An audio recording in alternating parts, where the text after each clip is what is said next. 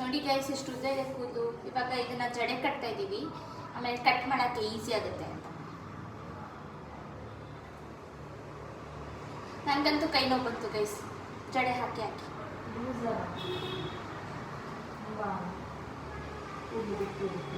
ನಾನು ಜಡೆ ಹಾಕೋದನ್ನ ಕಲ್ತಿದ್ದೆ ನಮ್ಮ ಅಮ್ಮನ ಜುಟ್ಟಿಂದ ಗೈಸ್. ನಮ್ಮ ಅಮ್ಮನ ಜುಟ್ಟು ಉದ್ದ ಇತ್ತಲ್ವ ಅವಾಗಿಂದಾನೆ ಕೂದಲಿಂದ. ನಾನು ಜಡೆ ಹಾಕೋದು ಕಲ್ತಿದ್ದೆ ನಮ್ಮ ಅಮ್ಮನ ಕೂದಲಿಂದ ಗೈಸ್. ಅವಾಗ ತುಂಬಾನೇ ಉದ್ದ ಇತ್ತಲ್ವ ಅವಾಗಿಂದನು, ಅದಕ್ಕೆ ಈಸಿಯಾಗಿ ಅಂದರೆ ಉದ್ದ ಲೆಂತ್ ಸಿಗ್ತಿತ್ತು ಜಡೆ ಹಾಕಿ ಕಂಟಿನ್ಯೂಸ್ ಆಗಿ ಹಾಕೋದಕ್ಕೆ. ನಂದು ಜುಟ್ಟೇ ಇಲ್ಲ ಜಡೆ ಹಾಕೊಳ್ಳೋದಕ್ಕೆ, ಸುಮ್ಮನೆ ಕಲ್ತ್ಬಿಟ್ಟು ವೇಸ್ಟ್ ಆಗಿದೆ ಅಷ್ಟೇ.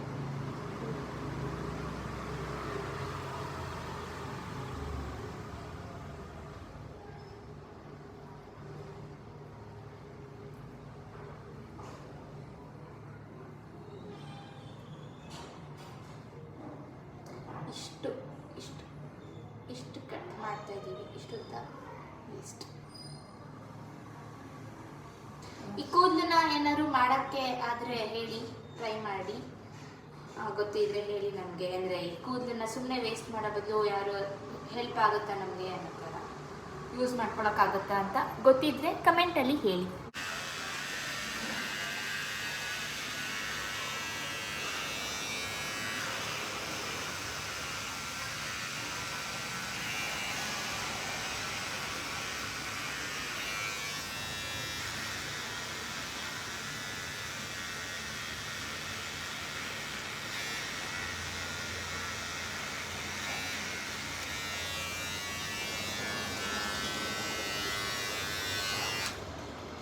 ಫೈನಲಿ ಅಮ್ಮನ ಜುಟ್ಟು ಬಂತು ನನ್ನ ಕೈಗೆ.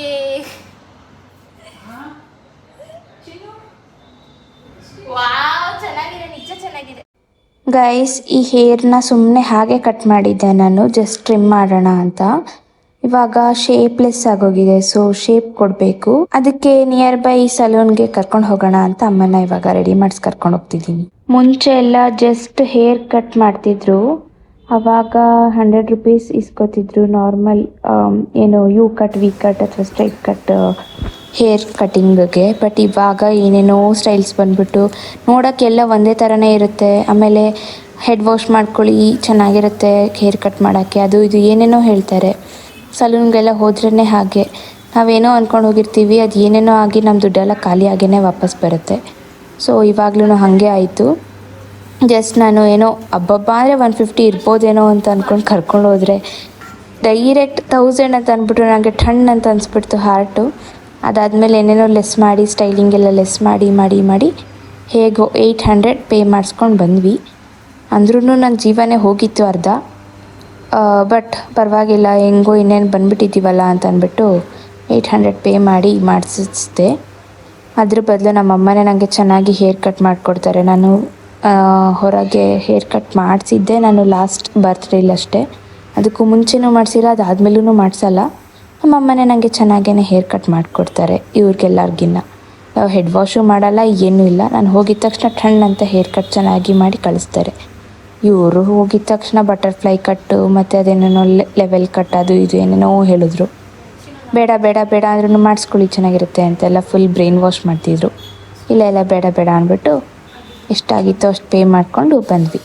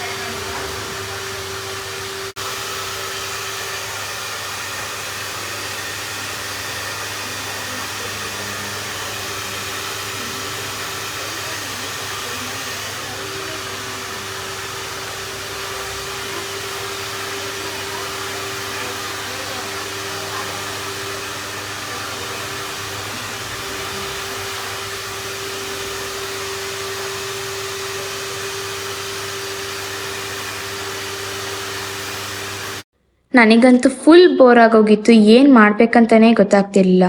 ಅದಕ್ಕೆ ಅಮ್ಮಂದನ್ನೇ ಯೂಟ್ಯೂಬಿಗೆ ವೀಡಿಯೋಸ್ ಶೂಟ್ ಮಾಡ್ಕೊಂಡೇ ಕೂತಿದ್ದೆ. 1 ಎಟರ್ನಿಟಿ ಲೇಟರ್ ಫೈನಲಿ ಅಮ್ಮಂದು ಹೇರ್ ಸ್ಟೈಲ್ ಕಂಪ್ಲೀಟ್ ಆಯಿತು.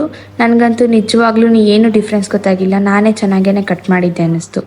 ನಾವು ನೀಟಾಗಿ ಲೇಯರ್ ಅಂದರೆ ಒಂದು ಕಡೆ ಪ್ರೆಸ್ ಮಾಡಿ ಇಟ್ಟಾಗ ನಮಗೆ ಅಲ್ಲಿ ಎಡ್ಜೆಡ್ಜಲ್ಲಿಲ್ಲ ಮತ್ತು ಲಾಸ್ಟಲ್ಲೆಲ್ಲ ಎಕ್ಸ್ಟ್ರಾ ಕೂದಲು ಕಾಣಿಸ್ತಿತ್ತು. ಅದನ್ನು ಮನೆಗೆ ಬಂದ್ಬಿಟ್ಟು ಮತ್ತೆ ಕಟ್ ಮಾಡ್ಕೊಂಡ್ವಿ. ನಾನು ಸ್ವಲ್ಪ ಕಾನ್ಸಂಟ್ರೇಟ್ ಮಾಡಿ ಕಟ್ ಮಾಡಿದರೆ ಸೇಮ್ ನಂದು ಇದೇ ಥರನೇ ಹೇರ್ ಬರ್ತಿತ್ತು. ಆದರೆ ಏನಕ್ಕೆ ಎಷ್ಟೊಂದು ದಿನ ಆದಮೇಲೆ ಹೇರ್ ಕಟ್ ಮಾಡಿಸ್ತಿದ್ದೀವಿ ಅಲ್ವಾ ಅಂದ್ಬಿಟ್ಟು ಸಲೂನ್ಗೆ ಹೋಗಿದ್ವಿ. ನೋಡಿದ್ರೆ ಮತ್ತೆ ಸಲೂನಿಂದ ಬಂದ ಮೇಲೆ ನಾವೇ ಹೇರ್ ಕಟ್ ಮಾಡೋ ಥರ ಆಯಿತು. ಇದಾಗಿತ್ತು ಸಲೂನ್ನ ಕತೆ. ದಯವಿಟ್ಟು ನೆಕ್ಸ್ಟು ಹುಷಾರಾಗಿ ನೋಡ್ಕೊಂಡು ಹೋಗಿ ಮತ್ತು ಸ್ಕ್ಯಾಮ್ ಮಾಡ್ಕೋಬೇಡಿ. ಇವರು ಹೇಳ್ತಾರೆ ಅಂದ್ಬಿಟ್ಟು ನೀವು ನಿಮ್ಮ ಏನು ಅಂದ್ಕೊಂಡಿರ್ತೀರ ಅದನ್ನು ಬಿಟ್ಬಿಡ್ಬೇಡಿ. ಸೊ ನಮ್ಮ ದುಡ್ಡು ಹೋದಂಗೆ ನಿಮ್ಮದು ದುಡ್ಡು ಹೋಗುತ್ತಷ್ಟೆ. ನೋಡಿ ಅಂದರೆ ಸ್ವಲ್ಪ ಈ ಕಡೆ ತಿರುಗು, ಸ್ವಲ್ಪ ಕೂದಲೆಲ್ಲ ಈ ಕಡೆ ಆ ಕಡೆ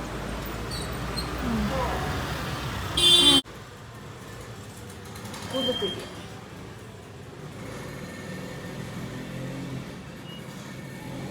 ಇದಾಗಿತ್ತು ನಮ್ಮ ಅಮ್ಮಂದು ಕೂದಲಿನ ಕತೆ.